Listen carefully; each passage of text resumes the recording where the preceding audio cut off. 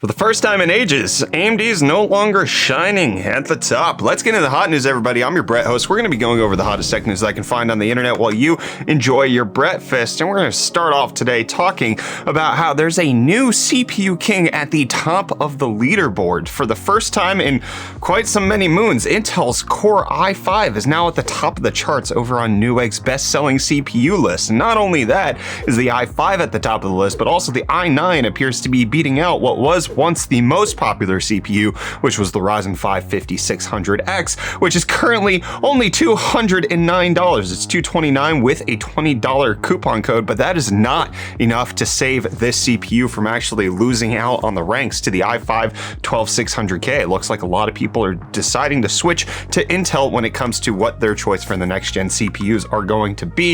You can see it's currently going for $260 over on Newegg, but that's not the entire tale. Even though it does look like the CPU is selling really well on Newegg, it appears to be that's only a small subsect of the population of people buying CPUs, because if we take a look over on Amazon to see what the best-selling CPUs are, AMD is the top 3, and then Intel cracks number 4, and then number 6 is this Cronus Zen controller emulator, which I don't even know what that is, but that's number 6, and that's outselling all of the other Intel CPUs, because at number 10 is where we find the i5 12600 that appears to be selling so very well over on Newegg. It could potentially be attributed to the fact that the 12600K on Amazon is $277, so about $20 more, making the price disparity between the 5600X and the 12600K a little steeper over on Amazon. But if we take a look at some of the other best-selling CPUs, like the 5700G being number 4 on Newegg,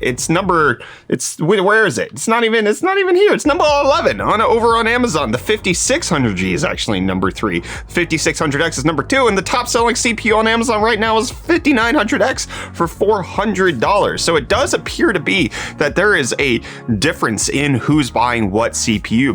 Mainstream general consumers are purchasing over on Amazon. More tech enthusiasts who buy from Newegg are happening to switch over to Intel and their Alder Lake setup with DDR5. One could conspiracy theory the fact that maybe Newegg's getting a little money from Intel to get all of these pushed out, or maybe potentially Newegg is selling more of these into their integrated systems and they use that for determining these rankings. I can't find any disclosure on how they determine what the best sellers in desktop processors are, so there might be some kickback incentives that are happening where they sell them elsewhere and then report the sales for the best selling CPU.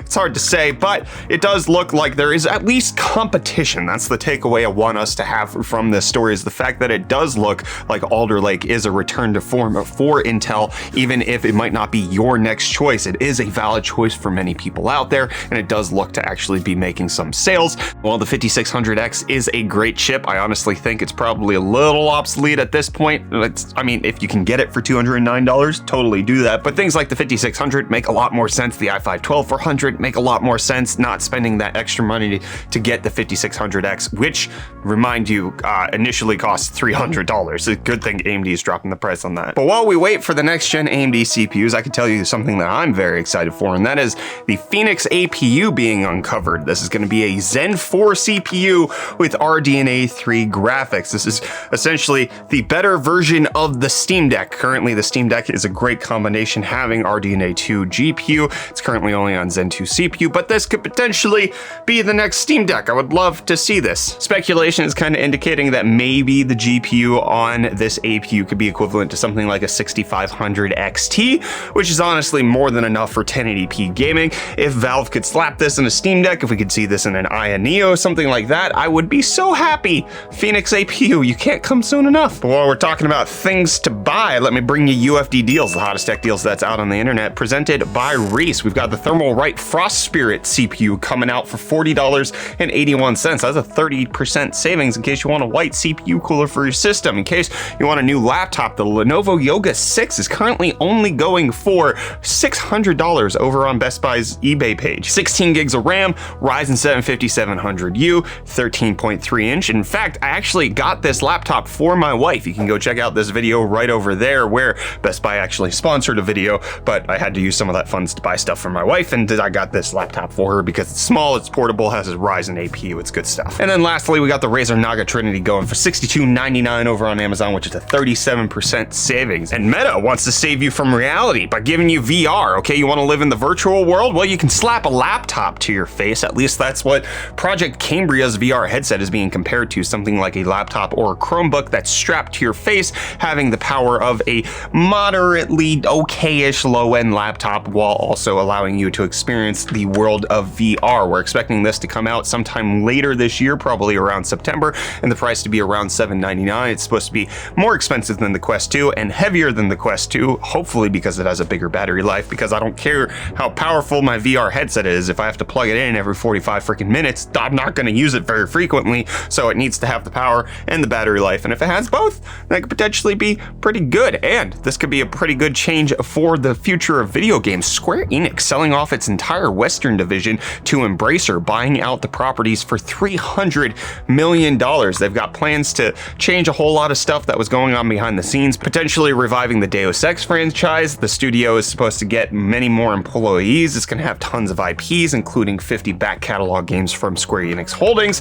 We're supposed to get that new Deus Ex game on Unreal Engine 5, and we've talked before about how Tomb Raider is getting more development from Crystal Dynamics in UE5 as well. But it seems like Square Enix wants to focus on their more Japanese RPGs and all of the things that they do that side, instead of focusing on the Western games that they've been promoting for quite some time. Let me know what you think of this change down below in the comments, and we're gonna let you know that there's a Ubisoft Skull and Bones footage leak that's out on the internet right now. It might actually not be live by the time that you're watching this video, but it got posted to a subreddit where the Skull and Bones game, which in case you don't know or remember about, was a kind of pirate simulator game, kind of similar to Assassin's Creed Black Flag, but more open world, very similar to Sea of Thieves in that theme. It's been in development since 2013. The last time Ubisoft even talked about this game was at E3 2018, so it's been about 4 years since we've had any indication from Ubisoft what's even going on with this game. Sea of Thieves also got delayed and then eventually launched. Skull and Bones just went on quiet mode. But let me know if you're excited for Skull and Bones down below in the comments. I'm gonna let you know though, in yesterday's episode of Hot News, we talked about how there's a big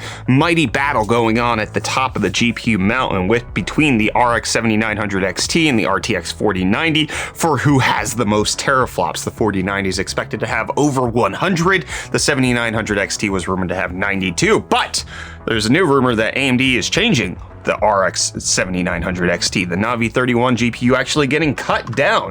Instead of having over 15,000 stream processors, it's supposed to have just 12,000 now, which is paltry, pathetic, and gross. And if we assume the same 3 gigahertz core clock on the GPU, that means that it won't actually hit that 92 teraflops per second, but rather it'd come in at 73 teraflops per second. But as I mentioned in yesterday's episode of Hot News, teraflops are not created equal across the companies. NVIDIA's teraflops are not the same as AMD's teraflops, so the change to be a lesser number doesn't necessarily mean that the 7900 XT might not be competitive. It just means that their number is lower, which is worse for marketing and better for NVIDIA's marketing. If they could say they're over 100, look at our competition. They're not even at 3/4 of 100. Pathetic, simple, basic.